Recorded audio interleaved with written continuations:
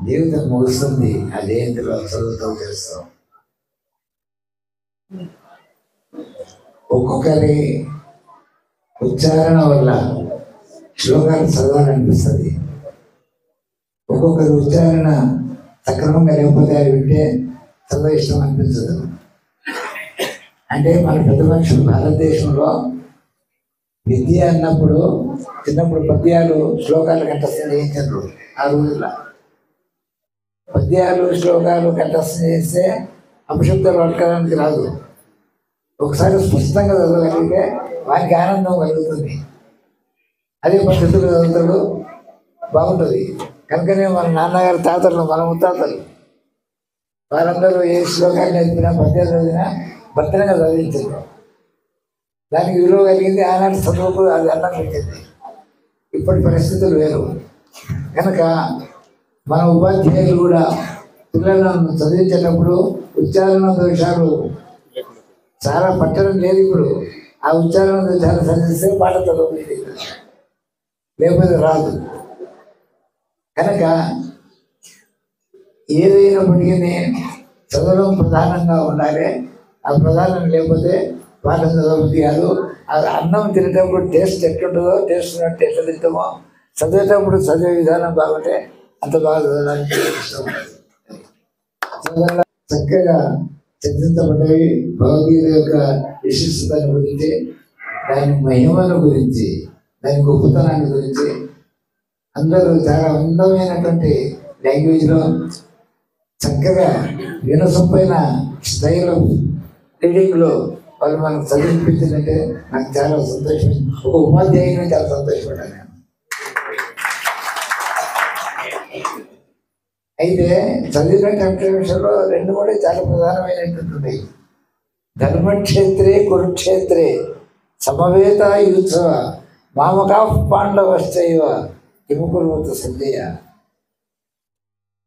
మొత్తం యావత్తు ప్రపంచాన్ని గీతలో దాచిపెట్టి దాన్ని రెండక్షరాల మధ్యన సంధింపజేసారు.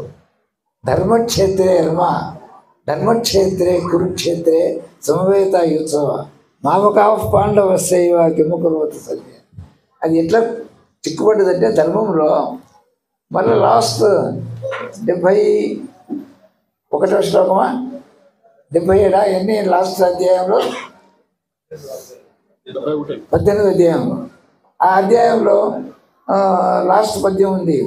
ఎత్ర యోగేశ్వర కృష్ణ పితృపార్థో ధనుర్ధర తత్ర శ్రీ విజయోర్భూతిర్ ధ్రువానీతిర్ మతిర్ మమ మా. అంటే అక్కడ ధర్మం దాతోటి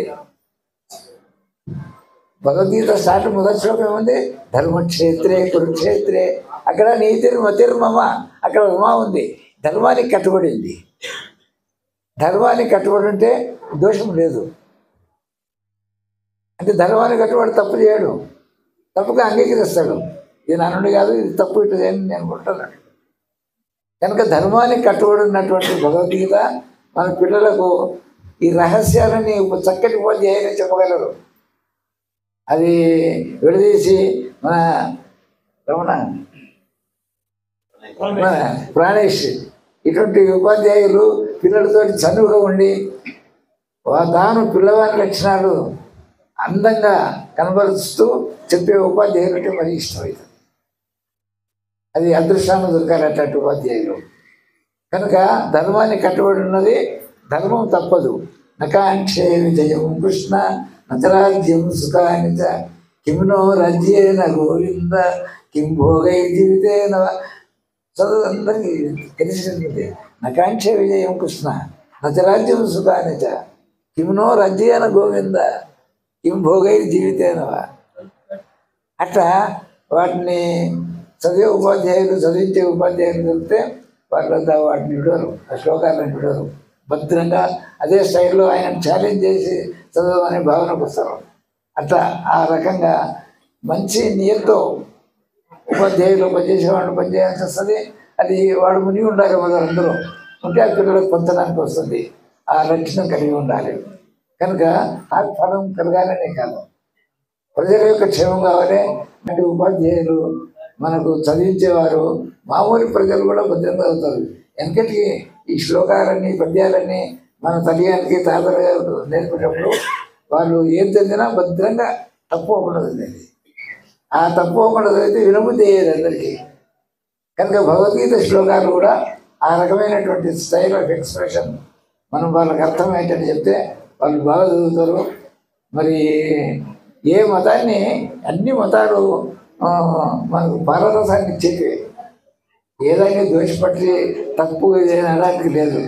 అందరూ తింటున్నారు, చేస్తున్నారు, వ్యవహారాలు జరుపుతున్నారు, బ్రతుకుతున్నారు. మరి అందరి ధర్మాలు కూడా అంతే. అవి తప్పు చేస్తున్నాం, మనం తప్పు చేస్తున్నాం. వాటిని సహీ నియతమే హమ్ ఉస్కా ఆదర్ నహీ కర్ రహే. మంచి నీతితో నిజాయితీతో వాటిని పోషించడం లేదు మనం. కనుక ఆ రకంగా భేదభావాలు లేకుండా చదివితే చాలా బాగుంటుందనే అభిప్రాయాన్ని నేను తెలియజేస్తున్నా. నాకు చిన్నప్పుడు ఉన్నటువంటి కంఠం ఇప్పుడు లేదు. ఈ మధ్యన పండు పోవడం చేత ఉచ్చారణ దోషాలు వస్తున్నాయి. అవి ఎట్లా అంటే, శైలబాల అనే ఒక ప్రొఫెసర్ ఉండేది మాకు బీఈడీ చేసేటప్పుడు. ఆమె పాఠాలు అబ్జర్వ్ చేసేది మా హైదరాబాద్లో, బీఈడీ కాలేజీ పాఠాలు. ఆమె పెన్నిట్లో పెట్టుకొని కూర్చున్నది. హిందీ సెకండ్ లాంగ్వేజ్ చదివించేవాడిని నేను అక్కడ. అవన్నీ పరిశీలన చేసి అడిగింది, ఇంత చక్కగా ఉచ్చారణ దోషాలు లేకుండా ఎట్లా చదువుతున్నారు అని. అంటే చిన్నప్పుడు పద్యాలు చదివినామమ్మా, ఆ పద్యాలు సరిగా చదవకపోతే పెద్ద మనుషులు ఒప్పుకునేవారు కాదు, వాళ్ళు చదివి చూపించేది అని చెప్తే సంతోషపడ్డది ఆయన. అంటే ఉచ్చారణ దోషాలు లేకుండా చదివితే చదువు ఉంటబడుతుంది. మనం చదివిన అర్థము మనము తనకి ఆయురారోగ్యాలు పెంచే దశకు అవుతుంది. కనుక సోదరులారా, ఇంతవరకు చక్కటి ప్రసంగాలు జరిగినాయి. మరి ఇంకా పెద్ద మనుషులు చాలామంది సందేశాన్ని ఇచ్చేవాళ్ళు ఉన్నారు. వాళ్ళందరినీ ఆదరించే దృష్టితోటి నేను ముగిస్తున్నా. ఇట్లాంటి అవకాశాలు ఎప్పుడన్నా వస్తే దయచేసి నాకు మీరు అవకాశం ఇవ్వండి. మీరు కలిసి నేను స్వేచ్ఛగా ఉర్దూ ठीक तो रोज बात कर सकता हूँ, पंचम तक उर्दू मीडियम में। जय श्री राम।